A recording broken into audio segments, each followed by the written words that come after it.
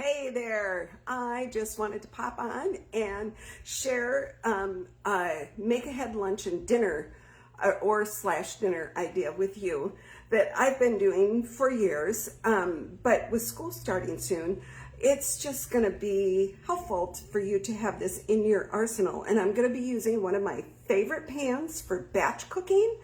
And I'll share some ideas while our food is cooking with you on why this is one of my absolute all-time favorite time-saving pans in my kitchen. But let's get to the the meat of it all. Okay, so I've got some chicken tenders here, and you can use any kind of chicken.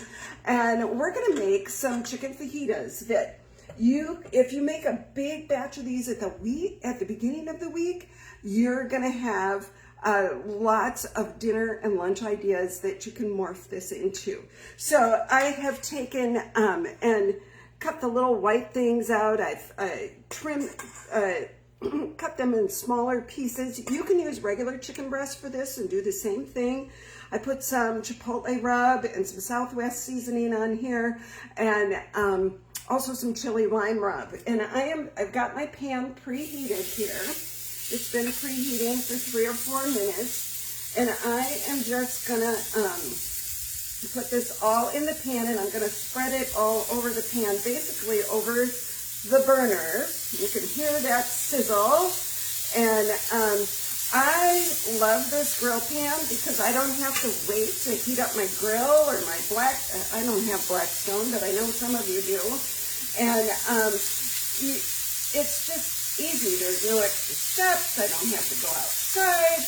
If it's raining, if it's snowing, and it's just plain old hot, like some of the weather we've had this summer. It's just been too hot to even want to be outside. So I'm gonna get my bigger burners back here in the back.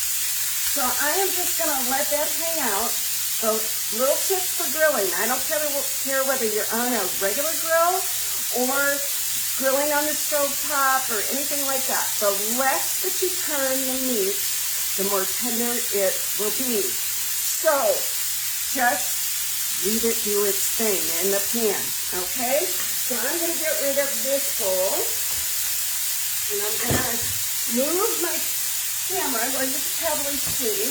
While that meat cooks, you get your peppers cut. Now, I normally am using my quick slice for this job, but I'm using 8-inch sweet peppers today.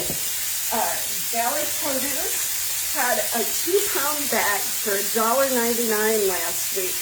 And I'm going to turn this heat down just a hair. But see, they're long and skinny. They almost look like a giant mini pepper, and they're sweet like those and not a lot of seed. But they're kind of interesting to cut. So I think you can see, I'm just going to cut the top off. I'm going to get my seeds out of the way here. Get my little garbage pile over here. And my yellow pepper was a little wrinkly. I had a yellow bell pepper, so this is a great way to use up those yellow, or like your bell peppers that you wouldn't cut up to eat, like with your veggie dip, but they're still not bad. So making something like fajitas or roasted vegetables with them is a great way to not let them go to waste. Now I've got a couple little spots in here that I want to cut out. All the other ones, of course, none of them had this going on. But I want you to see how few seeds they have. You kind of saw that. Very clean, very easy. And to get them ready to go in the pan, I'm just going to, oops, I missed a little seed. Okay, and another seed. You guys ever struggle with that? Those little pepper seeds just stick to you. So I'm just going to cut these. You probably could cut that one in half, so this will be a little short. And I'm just going to, the thicker parts, I cut into 4 pieces as it narrows down. You can make it 2 or 3. And I find for things like peppers that are hard to cut, if you use a Santoku knife or a knife like this, it's a utility knife and it's very sharp. It's from our foundation set. If you don't just cut straight down, but you kind of cut it and then pull the knife through, it's less of a struggle, okay? So keep that in mind the next time you cut peppers, that you just kind of want,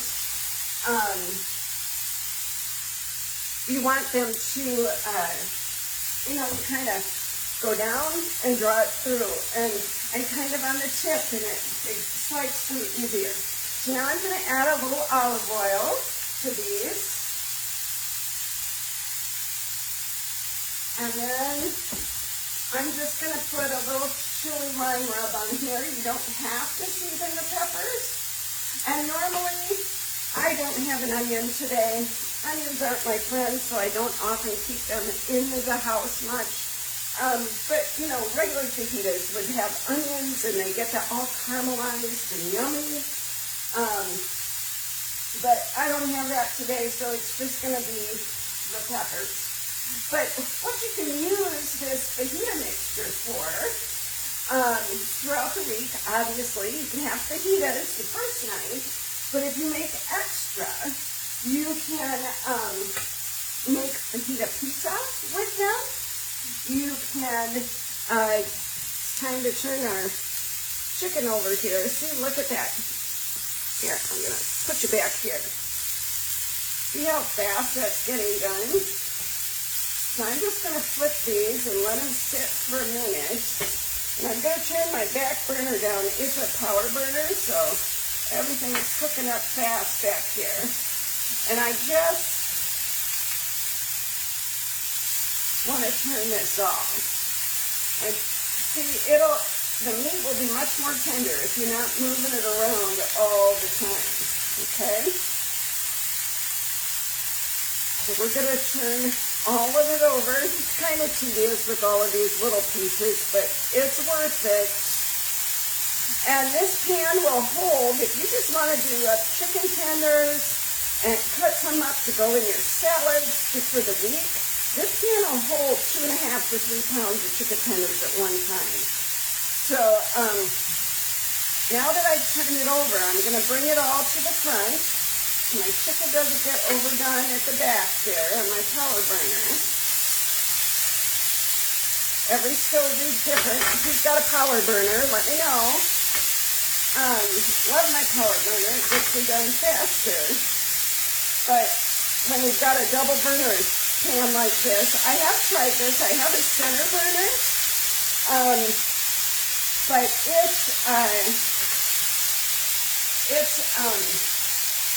doesn't reach the end of the pan. It almost does better with 2 burners than with 1. You could also put some fresh garlic in here with this if you want. And we're just going to spread out these peppers in the other end of the pan. Look at how pretty that looks. And then if you had your onions, and then we're just going to pile up all this chicken at the one end so it stays warm. Turn it down to low. Got one piece here, couple pieces that I want to turn over. But it should easily finish cooking while your peppers cook. And you kind of want to get these all spread out as much as you can. And put your onion, put your garlic, whatever you want in here with this. I'm pretty plain game. But some other things that I have thought about that you could use this for, you could use the leftovers for fajita pizza. You could do fajita bowls another night. And then you can have fajitas the first night if you want with all the trimmings. If I was working, I would have my meat all cut up the night before, my peppers all cut up the night before if we were in a big hurry, and have them waiting in the fridge in a container. And then all I'd have to do is dump it all in the pan, and dinner would be literally ready in less than 20 minutes for you. So this is a great idea. I think tomorrow, maybe Wednesday, I'm going to be slicing up some zucchini. I've got some more peppers. I've got some wonderful little cherry tomatoes, and then I'll put some garlic in there with it. And I'm going to do some grilled veggies to go with just the salmon that I've got waiting to be eaten. And I'm going to use up my peppers that way. So this is a great pan. Some other things that I make in it, fried potatoes are fantastic in here. My husband loves meatloaf. I hate making it. So when I make meatloaf, I make little, I call them footballs. They're about that size. And I can fit 14 of them in this pan and bake them all at once. And then we can have meatloaf for dinner one night. I put them in 2 more foil packs in the freezer, and we get 2 more meals out of it. So that's a great use for this pan. It does chicken and burgers and pork chops and grilled veggies beautifully. I've done grilled pineapple in here and served it with angel food cake and some coconut whipped cream. That's a fabulous light calorie dessert. I grilled apples and peaches to go on salads, or you could do that with the angel food cake, or just to put over the top of your ice cream. Oh, so good. This pan is busy in my kitchen a lot.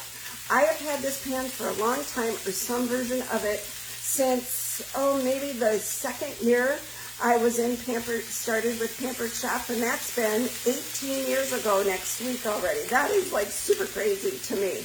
But I love this pan, and the whole, part of the reason I wanted to come on here, everybody's getting ready to go back to school or work or getting more of a routine. Everybody needs a good dinner idea that you can have plan-overs with. But this pan is actually leaving our catalog at the end of August. And you could pay full price for it. It's non-stick, cleans up like an absolute dream. When I am done with this, I'm going to just be, I'm going to turn my first burner off because the chicken will stay warm in there. I'm going to shove my veggies around here before I yak my head off and they burn. How many of you have trouble dividing your attention? I really do. So anyway, but you can see my peppers are starting to get, I don't know, I'm going to bring you a little closer. See, they're starting to get that little brown on them that makes them so yummy for fajitas. So now we'll just leave those undisturbed like this for a little bit, and then it'll be all done. But this pan is leaving the catalog. Clean up is an absolute breeze. I'm going to be, after this cools off, I will put some hot water in it. Well, first I'll wipe it out with a paper towel to get all the bits and pieces out if I can. And you will be surprised how much comes out just with a paper towel. I just put a little hot water in it, a couple drops of dish soap, and I leave it sit 5 minutes. And then I wash it in the sink. I have a kitchen brush that helps me a little bit. It is also in the catalog. I love this thing. It's great to get in there. But lots of times I can just get it with a washcloth. And it's great. So if you're into easy, and it is oven safe, you heard me talk about the meatloaf, it is oven safe too. So you can bake in here. I've made caprese chicken in here. When it's colder out, summer, not doing that. It's purely stovetop paninis. You can do hash browns in here, all sorts of things. Let your imagination run with this pan, but don't just think one meal at a time. It's big enough. You can make enough for 2 meals or for plan-overs. And that is the beauty of this pan. That's what gives it its value, okay? So take a peek on my website. If you want that, just drop a comment and I'll send you I'll send you the link to this pan. If I were going to get it and I was not a consultant, I would do like I did back in the 90s when I was a young mom. I would have a party, and $200 in orders here in the month of August gets you this pan for $120. It's 60% off this month. If I did my math right, that's what it should be. Because $200 makes you a party and you get a 60% off any item or set in the catalog. So if that is something that you're interested in and you are looking at this and seeing the potential in your kitchen, it doesn't do you any good if you're not going to use it. But if you're like, oh my, we're down to just Ed and I still use this pan a lot. I make one recipe every week during the school year, and that's my lunch every day. I just make sure it is a one that I really like. And I am lazy, I am tired of prepping, I'm tired of dishes, and this pan saves me time during the week and less stress, to be frankly honest. So think about those things. Let me know if you're like, I don't need a double burner. Well, the single burner grill pan is leaving, and so is the cast iron grill pan and the press that you can use in the nonstick pans or in the cast iron grill pan. So if you want to grill easier with less steps, this pan can help you out. And I love that it also goes in the oven for you. A little note about your cookware though, if your nonstick cookware, it seems to like not last you. My biggest tip for you is do not go more than medium to medium high in it. When you cook on high, it breaks down the coating faster, and that is why your nonstick pans don't last. So this does have a lifetime warranty, just like the cast iron. Cast iron never goes out of stock, never wears out. But that is the other beauty of this. This is a pan you will have for years and years if you take care of it. And that's what I'm here to help you do. If you don't know what you're doing with it, you get a hold of me. You got a problem with it, you get a hold of me. And so, but I just wanted to show you how you could take just something simple as chicken cut up, put whatever seasoning on it. You can make this Mediterranean style if you want, and just use different seasonings. And throw in some half cherry tomatoes and some zucchini matchsticks. And you could have a whole different kind of grilled bowl or salad or whatever it might be. So let me know what you think in the comments. I hope you find this idea helpful. I love helping you figure out life in the kitchen so that you're not tied there all the time. I don't like being tied to the kitchen. That is why I do what I do. And I would love to help you figure some things out that fit your cooking style, or because of maybe you've got health needs or whatever. Feel free to reach out, message me. And thanks for your time today. Let's take one last look. I'm just gonna put this in a container and save it for later. I gotta run. I gotta go to an appointment. But look it. And then we just, you can keep it separate, or you can mix it all together right here in the pan and you're good to go. So isn't that pretty? I just love making food pretty. Makes it easier to eat. Well, thank you everybody for watching, and I hope you're having a magnificent Monday. Take care.